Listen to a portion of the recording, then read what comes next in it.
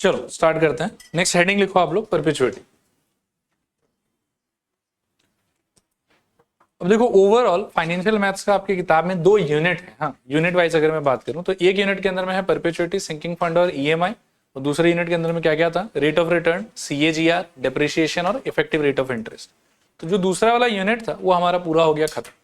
अब क्या है कि ये पहला वाला यूनिट है, पर इसके अंदर में क्या है कि आज के क्लास में तो लॉग वॉग का इतना कुछ नहीं चाहिए होगा हम लोग को, लेकिन अगले क्लास से हम लोग को लॉग ये सब का भी अंडरस्टैंडिंग चाहिए होगा। ठीक है, तो आज एक बार पहले परपेचुइटी से स्टार्ट करते हैं। फिर से क्या कि डायरेक्टली मैं परपेचुइटी पे जंप नहीं करना चाहता हूँ। मैं चाहता हूँ कि 11 का एक छोटा सा हिस्सा है एन्युटी क्या होता है, कैसे होता है, तो उन सब सारे बातों को पहले थोड़ा सा रिकॉल कर लें और फिर हम क्या है कि परपेचुइटी के साथ में काम स्टार्ट करें। ठीक है, तो सबसे पहले आप देखो कि एक बहुत ही ब्रॉड टॉपिक है जिसको हम लोग बोलते हैं एन्युटीज। अब एन्युटीज का क्या मतलब होता है, तो कोई भी ऐसा पेमेंट जिसको आप फिक्स अमाउंट और बार बार सेम इंटरवल ऑफ टाइम पे अगर रिपीट करते रहते हो तो उस टाइप के पेमेंट के सीक्वेंस को हम लोग एन्युटी बोलते हैं। वो पेमेंट दोनों टाइप का हो सकता है, कि हो सकता है कि आप पेमेंट कर रहे हो, या हो सकता है कि आप पेमेंट रिसीव कर रहे हो। कुछ एग्जांपल्स मैं आपको दे सकता हूँ। जैसे सबसे कॉमन आप बोल सकते हो कि मोबाइल रिचार्ज। मान लो कि हर 28 दिन के पीरियड में अगर आपका प्लान सेलेक्टेड है कि मेरे को हर बार इतना वाला ही चाहिए, तो आप सेम अमाउंट से रिचार्ज कराते रहते हो। यह सपोज करो कि आप अगर भाड़े के घर में रहते हो तो जो आपका रेंट है वो आप हर महीना सेम अमाउंट में पे करते रहते हो। इलेक्ट्रिसिटी बिल को हम एन्युटी में काउंट नहीं कर सकते, क्योंकि इलेक्ट्रिसिटी बिल हमारा फ्लक्चुएट होता रहेगा। गर्मी के टाइम पर ज्यादा आएगा, ठंड के टाइम पर हो सकता है कि थोड़ा कम आ जाए। आया बात समझ? तो एन्युटी का मोटा मोटा ये एग्जाम्पल। तो देखो डेफिनेशन क्या है, a sequence of equal payments of a fixed sum of money made at equal interval of time is basically known as annuity. ठीक है, इसमें भी फिर कुछ कुछ और टर्म्स भी है, वो टर्म्स भी आपको क्लियर रहना बहुत जरूरी है। जैसे यहाँ देखो कि the size of each payment of an annuity is called periodic payment of the annuity. फिर उसके बाद में है the time between two successive payment of an annuity is called payment period या फिर payment interval. The total time from the beginning of the first payment period to the end of the last payment period is called term of the annuity. ठीक है, एक example से इसको समझ लेते हैं। सपोज करो कि आप क्लास 10 के बाद में फर्स्ट टाइम आपको स्मार्टफोन दिया गया और आप मान लो कि एक नया सिम कार्ड अपने नाम से लिए, और फिर क्या है कि 12th में जो है ना, मतलब आपने बहुत अच्छा रिजल्ट किया और आप यूएस चले गए पढ़ने के लिए, ये सिम कार्ड वहाँ काम नहीं कर रहा। तो इस सिम कार्ड को आप कितने टाइम के लिए यूज कर रहे हो वो सोचो, 2 साल के लिए। और आप ऐसा सोचो कि आप प्रीपेड फोन ही चला रहे हो, ठीक है ना, तो मान लो कि आप 455 रुपए का रिचार्ज कराते हो इसके अंदर हर 28 दिन के पीरियड के बाद, ठीक है ना। अब यहां पर आप मेरे को इन सारे नामों का वैल्यू बताने का ट्राई करना। पीरियोडिक पेमेंट क्या होगा इस सिचुएशन, 455 रुपए। फिर उसके बाद में मैं अगर पूछूं कि पेमेंट पीरियड या पेमेंट इंटरवल क्या होगा, 28 डेज, ठीक है ना।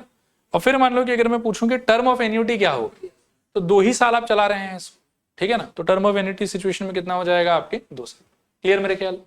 कुछ एग्जांपल्स है, life insurance premium, regular and equal deposits into saving account, या मान लो कि रिपेमेंट ऑफ होम लोन और personal loan etcetera, all are example of annuities. ठीक है, लोन वगैरह का भी जो रिपेमेंट हम करते हैं तो बेसिकली ईएमआई के फॉर्मेट में आता है, और ईएमआई का वैल्यू जो है वो हर महीना का सेम ही रहता है। उस हिसाब से वो भी मैं मतलब ईएमआई जो है वो भी एन्युटी की कैटेगरी में ही फॉल करेगा। ठीक है मेरे ख्याल। फिर इसके बाद में आता है टाइप्स ऑफ एन्युटीज। अब जैसे देखो क्लास 9 में चलते हैं, एक बार ट्राइंगल्स का थोड़ा सा बात करते हैं। तो ट्राइंगल्स को अगर मैं ध्यान से सोचूं तो ट्राइंगल्स को मैं इक्विलैटरल, आइसोसेलेस और स्केलन की कैटेगरी में भी डाल सकता हूं, और एक्यूट एंगल्ड, ऑब्ट्यूस एंगल्ड और राइट एंगल की कैटेगरी में भी डाल सकता हूं। इक्विलैटरल, स्केलन और आइसोसेलेस आप क्या बेसिस पे डिसाइड करते हो, साइड का लेंथ कितना है उसके बेसिस पे। और एक्यूट एंगल्ड है, राइट एंगल्ड है या ऑब्ट्यूस एंगल्ड है, ये क्या चीज के बेसिस पे डिसाइड करते हो, एंगल के बेसिस पे। तो 2 अलग अलग बेसिस है ना, और दोनों के हिसाब से कैटेगराइजेशन या क्लासिफिकेशन अलग अलग है। वैसे ही एन्युटीज को आप अलग अलग टाइप में कैटेगराइज कर सकते हो, और कैटेगराइजेशन जो है वो आप 2 चीज के बेसिस पे करोगे कि एक तो उनका टर्म कितना, मतलब कितना लंबा चलाना है उसको, ठीक है। और दूसरा कैटेगराइजेशन हो सकता है on the basis of payment interval. Payment interval का मतलब ये हो गया कि आप पेमेंट कौन से पॉइंट पे कर रहे हैं, ठीक है ना। जैसे सपोज करो कि मोबाइल प्रीपेड का अगर मैं बात करूं, तो प्रीपेड में आप सर्विसेज पहले यूज करते हैं कि पेमेंट पहले करते हैं। पेमेंट आप अपफ्रंट करते हैं, ठीक है ना, और सर्विसेज आप बाद में यूज करते हैं। और वहीं पर मान लो किसी का अगर पोस्टपेड कनेक्शन है तो उसके साथ में क्या होता है, वो सर्विसेज पहले यूज करता है और फिर पेमेंट करता है। तो ये 2 अलग अलग टाइप का एन्युटी हुआ कि आप जब मान लीजिए कि अपनी पेमेंट पीरियड के पहले पॉइंट पे अगर आप पेमेंट कर रहे हैं तो वो अलग एन्युटी है, और बाद में अगर पेमेंट कर रहे हैं तो वो अलग एन्युटी। नाम देखेंगे सबका एक एक करके।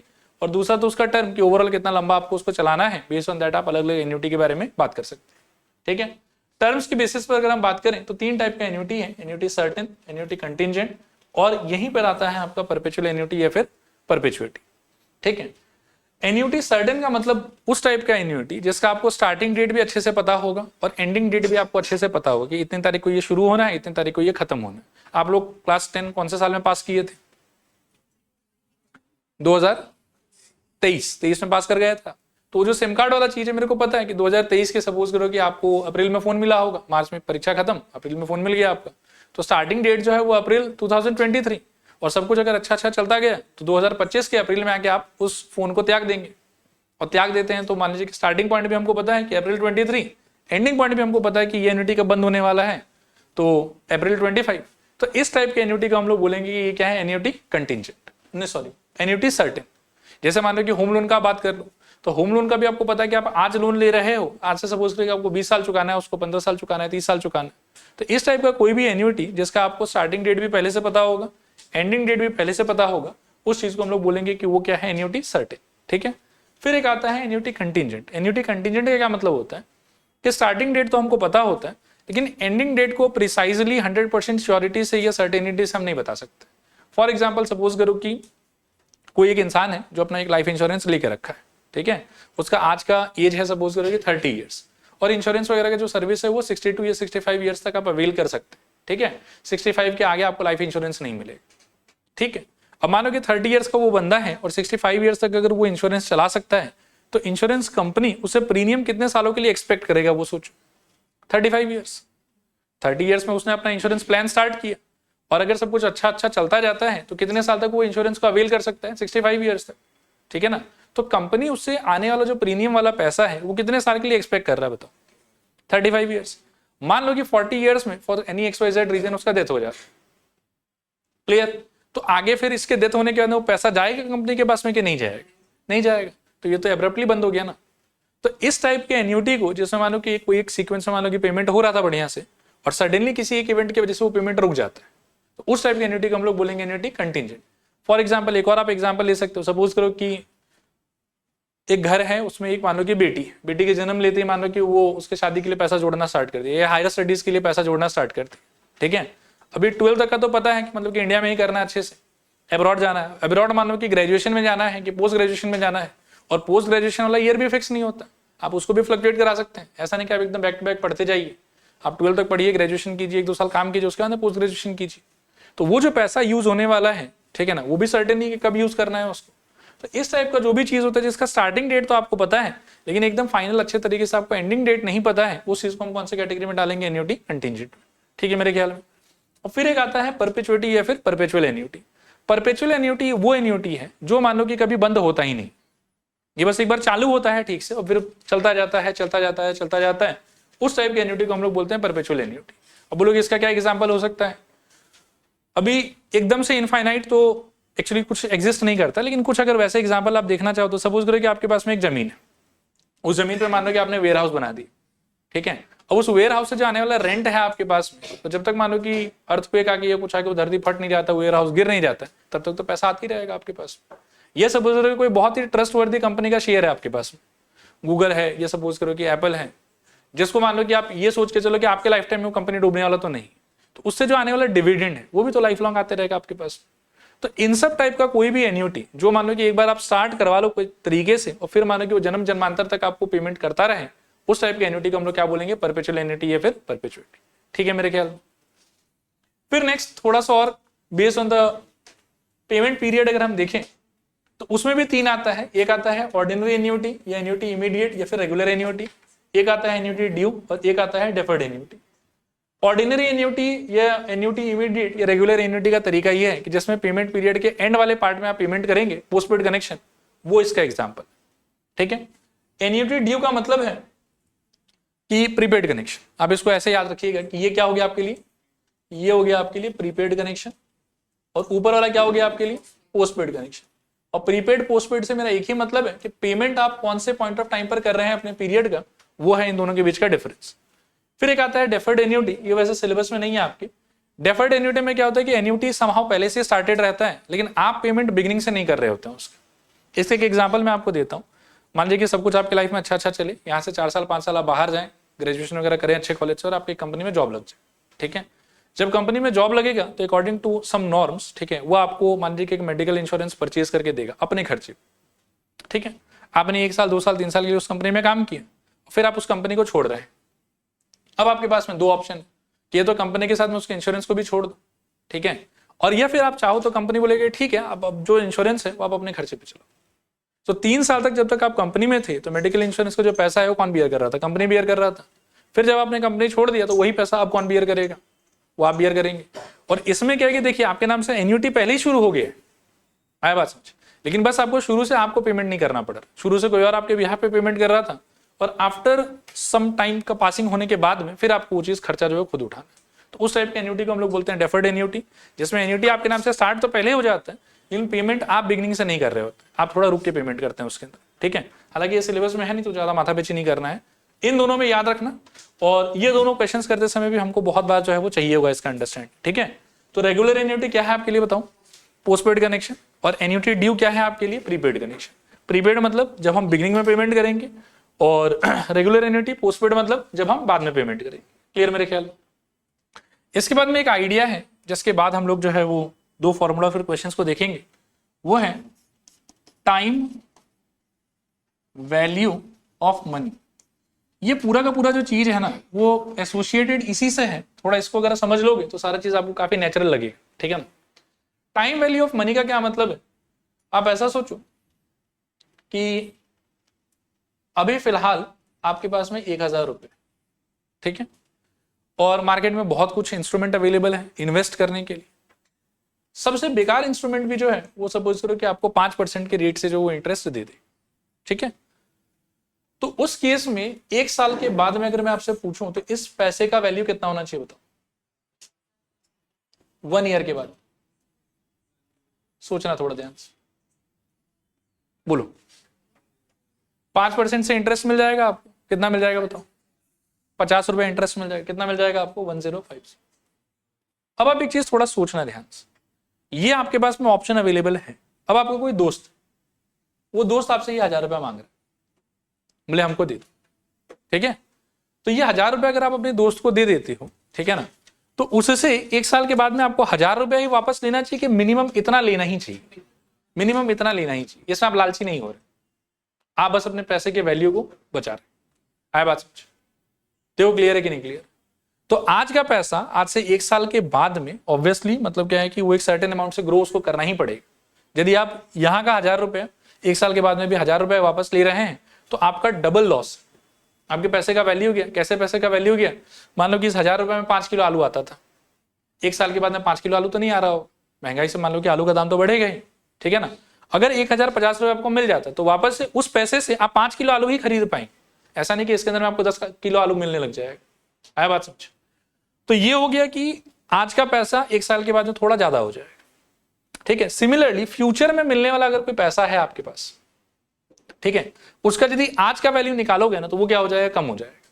जैसे फ्यूचर का 1050 आज का कितना होगा इस सिचुएशन के अंदर में? 1000 रुपए। तो इस चीज को आप समझिए कि आज का पैसा 1 साल 2 साल के बाद में अमाउंट में थोड़ा बढ़ना चाहिए ऑटोमेटिकली, उसमें कुछ आपको करना नहीं, ठीक है। और फ्यूचर का पैसा यदि उसको आप प्रेजेंट में उसका ट्रांजेक्शन आप करना चाहते हो तो वो पैसा का वैल्यू क्या हो जाना चाहिए? थोड़ा सा कम हो जाना चाहिए। एक छोटा सा एग्जाम्पल दूंगा, हो सकता है कि नहीं भी समझ में आए बट फिर भी और कोशिश करके देखो। सपोज करो कि मैं घर लेता हूं और मान लो कि मेरे पे लोन है 20 लाख रुपए का, 20 लाख रुपए का, लेकिन इंटरेस्ट जोड़ जाड़ के उन्होंने मेरे को एक परफॉर्मा बना के दिया जिसके अकॉर्डिंगली मेरे को 25,000 पर मंथ पे करना है फॉर नेक्स्ट 25 ईयर्स, ठीक है। और हमारा कल लॉटरी लग जाए, बोले कल एकदम पैसा है जितना है आज के आज पेमेंट कर सकते हैं। तो अब ऐसा सोचो कि मेरे को सच में 25,000 मतलब कितना बोला मैंने आपको? ये मैं कितना बोला मैंने आपको? 20,000। और टाइम पीरियड मैंने कितना बोला आपको? 25 साल। अभी 25 साल में कितना महीना होगा? इंटू 12। और टेक्निकली 20,000 इंटू दिस, ये पैसा वो मेरे से मांग रहा है। और अगर मैं कल पेमेंट करने के लिए केपेबल हो जाता हूं तो शुड आई पे हिम इतना? नो। क्यों? क्योंकि ये तो नहीं, इंटरेस्ट छोड़ो, ये तो तुमको 25 साल में देंगे वो प्रॉमिस हुआ था ना, लेकिन तुमको तो ये पैसा हम एडवांस में दे रहे हैं। तो मैं बिल्कुल, मेरा एक मतलब हक है कि मैं इसमें डिस्काउंट मांग सकता हूं। आया बात समझो? क्योंकि ये फ्यूचर में प्रॉमिस पेमेंट है। तो जो भी पेमेंट फ्यूचर में होने वाला है, आप अगर उसको टाइम से थोड़ा बिफोर करना चाहते हैं, उस सिचुएशन में पेमेंट का वैल्यू ऑटोमेटिकली क्या हो जाना चाहिए? थोड़ा सा कम हो जाना चाहिए। क्योंकि अगर मेरे पास में पैसा है तो उसको क्यों दूं? मैं कहीं इन्वेस्ट कर दूंगा, मेरा पैसा ग्रो करता रहेगा। ये बात समझ में आया? बाकी इसके इतने कॉम्प्लिकेशन में हमको नहीं जाना, आप एक बात को समझिए बस कि यहां पर कुछ टर्मिनोलॉजी है उसको हम यूज करेंगे। ये 1000 रुपए का हम बोलेंगे प्रेजेंट वैल्यू, क्या बोलेंगे बताओ? Present value. और इसको हम लोग बोलेंगे फ्यूचर वैल्यू, ठीक है। प्रेजेंट से फ्यूचर का बात करेंगे तो इसको हम लोग बोलेंगे रेट ऑफ कंपाउंडिंग, क्या बोलेंगे बताओ? Rate of compounding. और कभी फ्यूचर से पीछे प्रेजेंट में आना हुआ ना हमको, तो हम लोग उसको उसी रेट को बोलेंगे रेट ऑफ डिस्काउंटिंग, क्या बोलेंगे बताओ? Rate of discounting. क्योंकि आप समय जब बढ़ाओगे पैसे के साथ में तो उसका वैल्यू बढ़ना चाहिए, और इसीलिए यहां पर हम इस रेट को क्या बोल रहे हैं? Rate of compounding. और जब आप प्री पेमेंट करोगे, पहले पेमेंट करोगे, टाइम को रिड्यूस करोगे, तो आपको उतना वैल्यू पे नहीं करना चाहिए, आपको कम पे करना चाहिए। और वो जो कम आप पे करोगे सेम रेट ऑफ इंटरेस्ट से उसको रिड्यूस भी करना है, और उस टाइम पर रेट ऑफ इंटरेस्ट को आप क्या बोलोगे? Rate of discounting. क्लियर है मेरे ख्याल में प्रेजेंट वैल्यू और फ्यूचर वैल्यू का आइडिया, ठीक है ना? ठीक है, चले आगे। ये वैसे बुक में है नहीं, ठीक है ना, बट लेकिन इसको अगर आप दिमाग में रखते हैं तो आगे का जो 3 टॉपिक हम पढ़ेंगे वो चीज आपको बहुत क्लियर तरीके से समझ में आए। एक बार मैं फिर पूछूंगा, यहां से यहां जाते समय आपका लैंग्वेज या स्टेटमेंट क्या होना चाहिए? 1050 is future value of 1000 after 1 years compounded at the rate of 5% per annum, चलेगा। और वहां से यहां आने का यदि स्टेटमेंट बोलोगे तो क्या बोलोगे? 1000 is present value of 1050 discounted at the rate of 5% 1 year before या 1 year अहेड। आया समझ? चलें आगे। अब हम आते हैं परपेचुइटी पे। अब परपेचुइटी में क्या होता है? देखो, परपेचुइटी आप अगर रिकॉल करोगे, परपेचुइटी किस टाइप का एन्युटी है, तो एक बार स्टार्ट होगा और जन्म जन्मांतर तक चलता रहेगा, वैसा एन्युटी, ठीक है। अब इस एन्युटी का आप टेक्निकली अगर सोचो तो 2 चीज निकाल सकते हो। एक आप निकाल सकते हो फ्यूचर वैल्यू और एक आप निकाल सकते हो प्रेजेंट वैल्यू। बोलोगे इसका प्रेजेंट वैल्यू फ्यूचर वैल्यू का मतलब क्या है? एक बार मैं दिखाता हूं, थोड़ा सोचना है इसमें। सिंकिंग फंड भी थोड़ा सा इससे एसोसिएटेड है, इसीलिए अच्छे से समझना। हाँ, ठीक है। आप सोचो कि पहला पेमेंट ऑफ द एन्युटी जो भी था वो मान लो कि आर का था, आर का था, आर का था, आर का था, आर का था, आर का था, आर का था, R and since it is perpetuity तो ऑब्वियसली ये जो है ये कितना टर्म्स होगा? ये होगा इनफाइनाइट टर्म्स।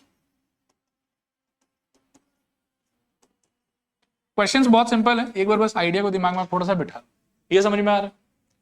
अब इन सारे के फ्यूचर वैल्यू का और प्रेजेंट वैल्यू का क्या कंसेप्ट है, क्या आइडिया है, उसको थोड़ा समझने का ट्राई करना। फ्यूचर वैल्यू का मीनिंग क्या होता है कि ये सारा पैसा आपने दिया, ठीक है, और बहुत बहुत टाइम तक इन पैसे को छोड़ा आपने, तो लास्ट डे जिस दिन आपका पेमेंट कंप्लीट हो रहा है यहां पर एक बड़ा अमाउंट आपको मिलना चाहिए, कैपिटल, ठीक है। This amount should be equivalent to all the payments that you have made and all the interest on these payments.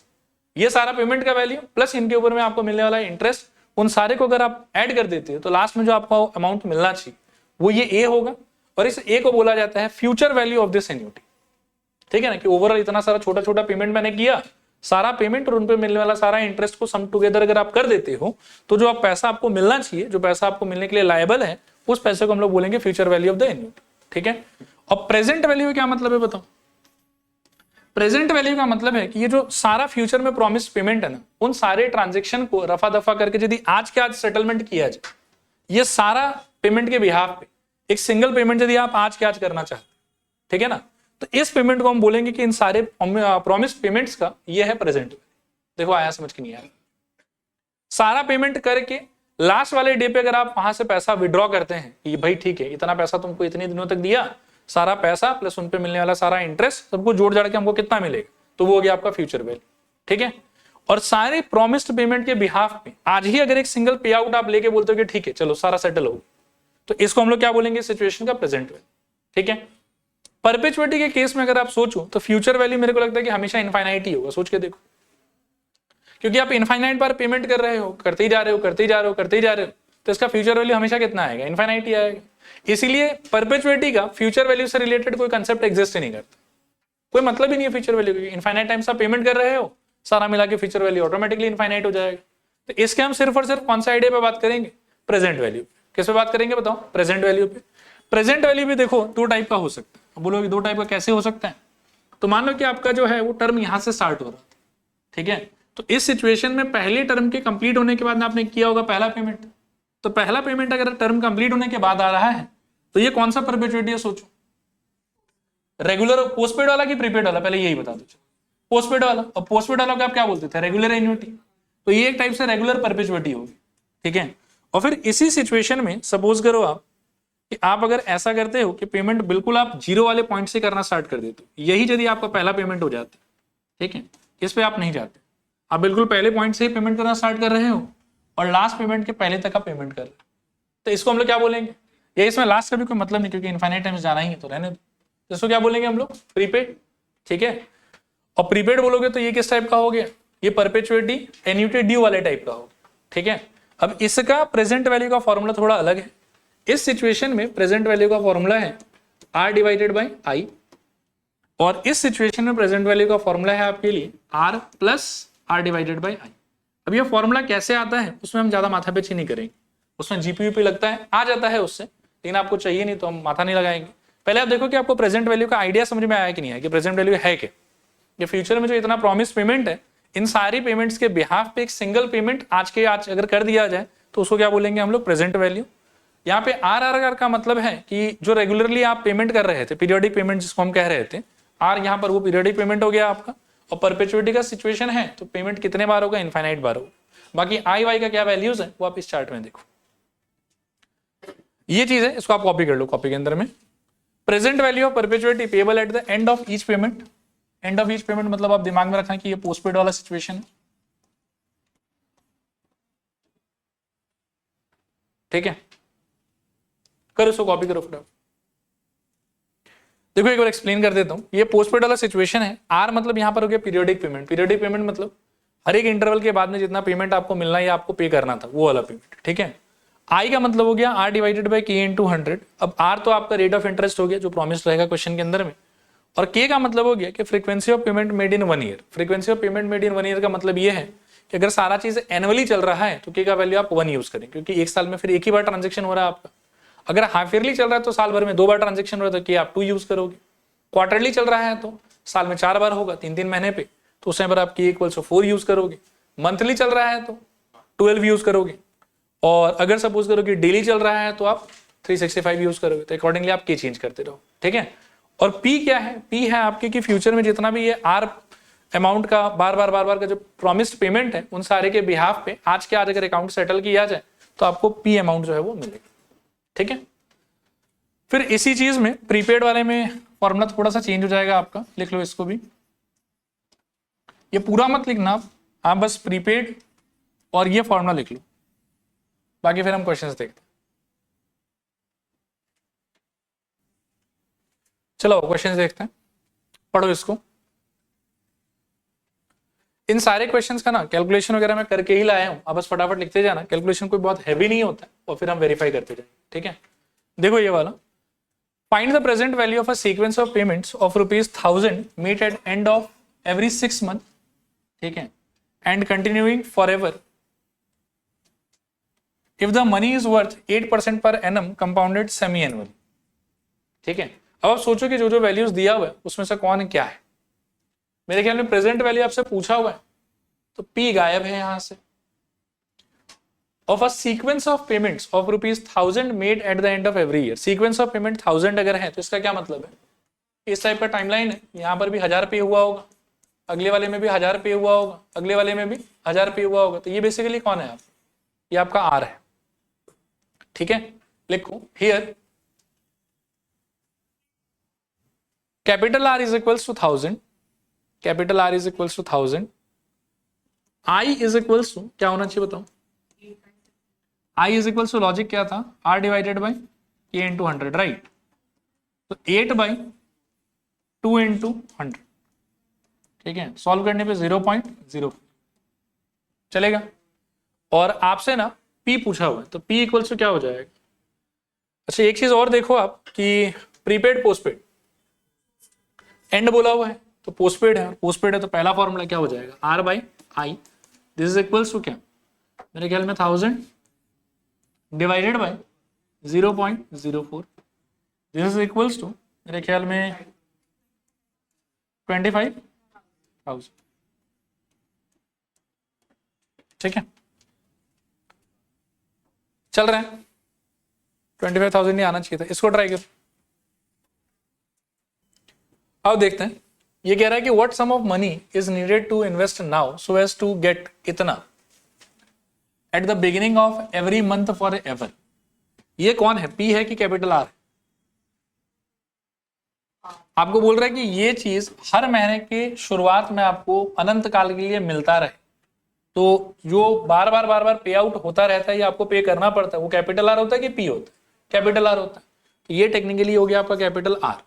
फिर ये बोल रहे हैं कि if the money is worth 6% per annum compounded monthly, ठीक है ना, लिखो capital R is equals to मेरे ख्याल में 5000, फिर आई इज इक्वल्स टू मेरे ख्याल में आर डिवाइडेड बाई के इंटू 100 होता था, तो उस हिसाब से ये हो जाएगा मेरे ख्याल में 6 डिवाइडेड बाई के के जगह पर 12 इंटू 100, ठीक है, और सॉल्व करने पे शायद 0.5 तो 0.005 शायद ऐसा कुछ। और यहां पर भी आपसे what sum of money is needed to invest now, यानी कि पी पूछ रहा है आपसे, तो P equals to R divided by I, solve करने पे, अच्छा सॉरी प्रीपेड वाला सिचुएशन है, तो R plus R by I, this is equals to मेरे ख्याल में 5000 प्लस 5000 डिवाइडेड बाई 0.00, ठीक है, this is equals to 5000 plus यहां से कितना आएगा 10 लाख, हाँ 10 लाख, मतलब अल्टीमेटली 10,05,000, ठीक है, 10,05,000,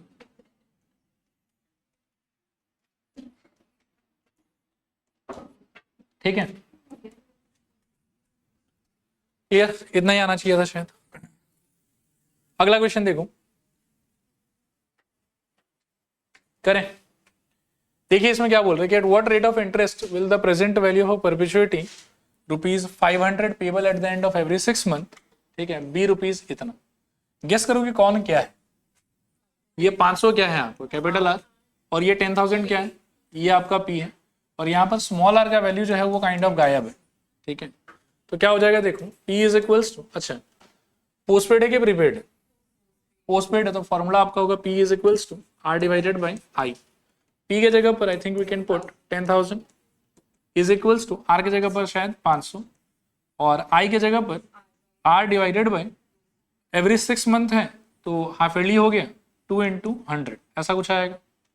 यहाँ से सॉल्व करो, इसको क्रॉस मल्टीप्लाई कर लो, तो R divided by 200 is equals to 500 divided by 10,000,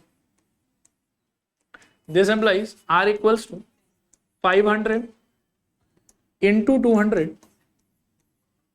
by 10,000, ठीक है, और 10% आना चाहिए शायद, 10%, तो आर का आंसर हो गया आपका 10%, ठीक है, ठीक है 10%, ठीक है, एक बार यहीं पर रोकते हैं।